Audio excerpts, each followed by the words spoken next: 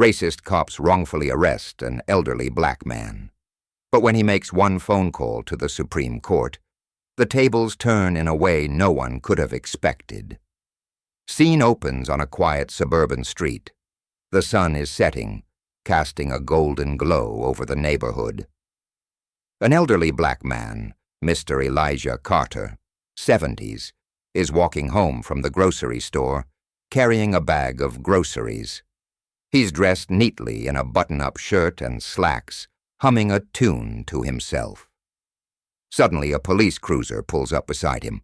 Two officers, Officer Bradley, 30s, aggressive, and Officer Harris, 40s, more reserved, step out of the car. Officer Bradley, sternly, "Sir, stop right there." Mr. Carter, pausing, confused, "Can I help you, officers?" Officer Bradley, "We've had reports of a suspicious person matching your description in the area. You mind telling us what you're doing here?" Mr. Carter, calmly, "I'm just heading home. I live right around the corner. Just picked up some groceries." Officer Harris, nodding, "All right, sir. We'll just need to check your ID, and we'll be on our way." Mr. Carter reaches into his pocket and pulls out his wallet, handing his ID to Officer Harris. Officer Bradley watches him closely, his hand resting on his holstered gun. Officer Bradley, skeptical, "You sure you live around here? This is a pretty nice neighborhood." Mr. Carter, maintaining composure, "Yes, officer, I've lived here for over 20 years.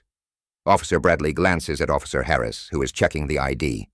Officer Harris nods, confirming the address. Officer Harris, "Everything checks out, Brad. Let's let him go."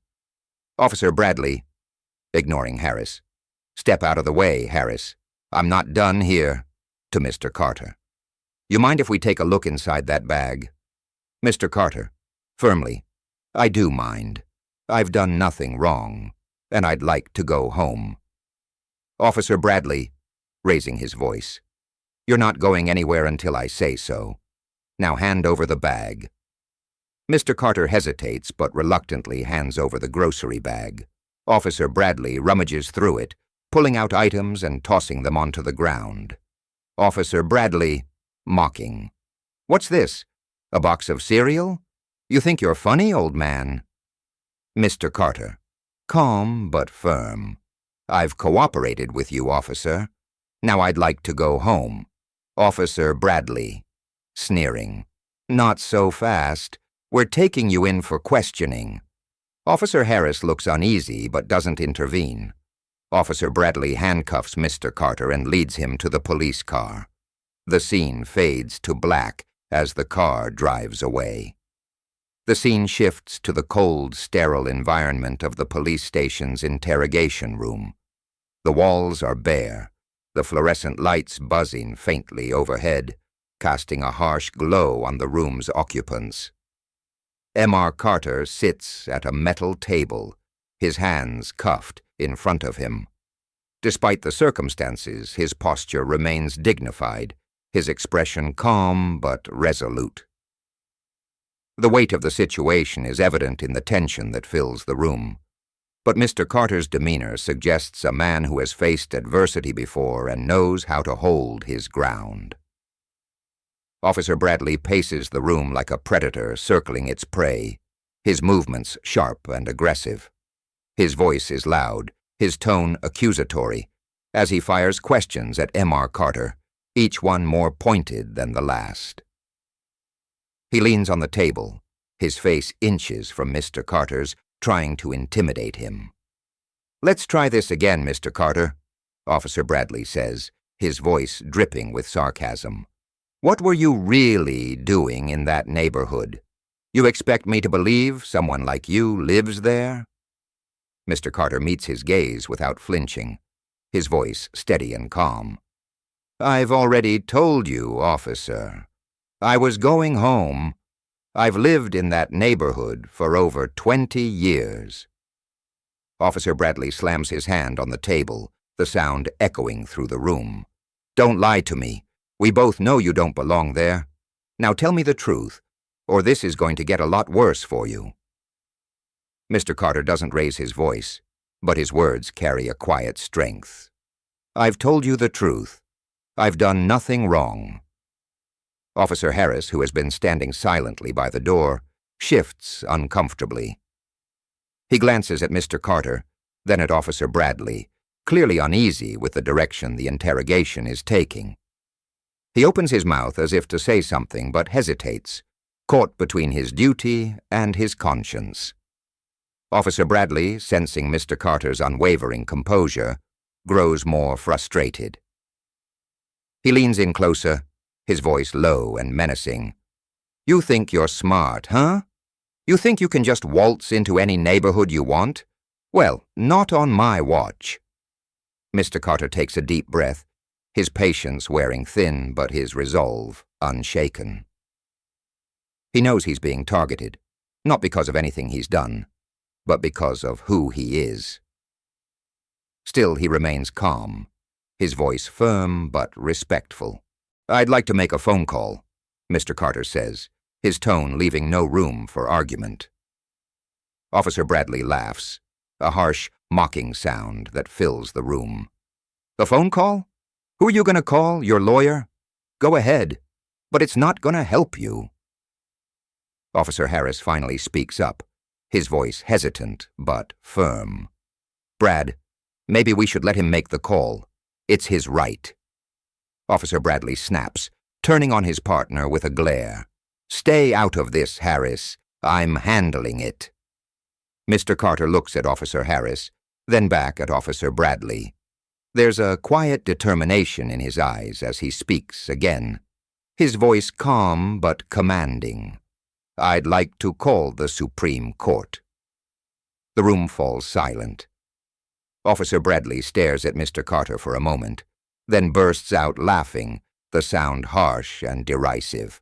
"The Supreme Court? You're going to call the Supreme Court? Oh, this is rich. Go ahead, old man. Make your call." Officer Harris, though visibly uneasy, hands Mr. Carter a phone. Mr. Carter dials a number with deliberate precision, his movements slow and deliberate. The camera focuses on his face as he waits for the call to connect, his expression calm but resolute. "This is Elijah Carter," Mr. Carter says into the phone, his voice steady. "I need to speak with Chief Justice Roberts. It's urgent." The room falls silent once more, the weight of Mr. Carter's words hanging in the air. Officer Bradley's smirk falters, his bravado beginning to crack, as he realizes that Mr. Carter might not be bluffing. Officer Harris watches in stunned silence, his unease growing by the second.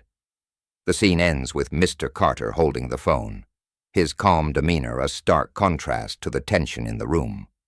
The audience is left on the edge of their seats, wondering what will happen next as the screen fades to black. The tension in the interrogation room is palpable as Mr. Carter calmly sets the phone down after his brief conversation. The air feels heavier, charged with an unspoken shift in power. Officer Bradley, who moments ago was smug and dismissive, now stands frozen, his bravado crumbling under the weight of uncertainty. His face betrays a flicker of doubt, though he tries to mask it with a nervous laugh. He paces the room, his voice shaky as he attempts to downplay the situation. "You expect me to believe that?" Officer Bradley scoffs, though his tone lacks its earlier confidence. "You're just some old man trying to scare us? The Supreme Court? Really?" Mr. Carter remains seated, his posture upright and dignified. He doesn't respond to the taunts, his calm demeanor only amplifying the unease in the room. Officer Harris, who has been silent for most of the interrogation, shifts uncomfortably by the door. His face is pale, his eyes darting between Mr. Carter and the phone on the table. He knows something is off, but he can't quite bring himself to intervene. Not yet. Then the phone rings. The sharp, jarring sound cuts through the silence like a knife. Officer Harris jumps slightly, his hand hovering over the receiver as if it might burn him. He glances at Officer Bradley, who has stopped pacing and is now staring at the phone with wide eyes. The ringing continues, each tone amplifying the tension in the room. Officer Harris finally picks up the phone, his voice trembling as he speaks. "Yes, sir. I understand, sir. Right away, sir."